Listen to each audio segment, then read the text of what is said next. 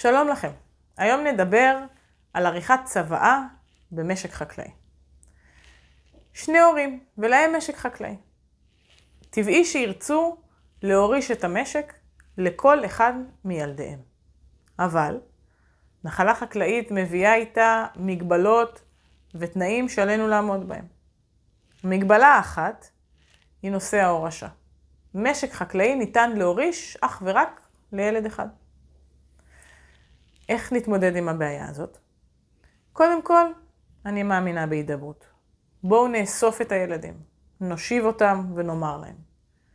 שמעו ילדינו, אנחנו מעוניינים לערוך צוואה. אבל, אחת מהמגבלות שאיתה אנחנו צריכים להתמודד, היא שאנחנו לא יכולים להוריש אותה לכל אחד מכם.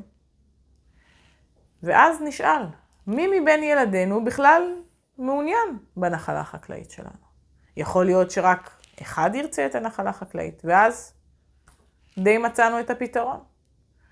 לאחר שיחה ולאחר קביעה של מי מבין הילדים ייקח את הנחלה החקלאית, נחליט מהי המידה שבה הוא יפצה את שאר האחים. ואז למעשה יש לנו שני מסמכים שאנחנו צריכים לערוך אותם. האחד, צוואת ההורים, ומנגד ההסכם בין האחים. ההורים ישבו ויערכו את הצוואה.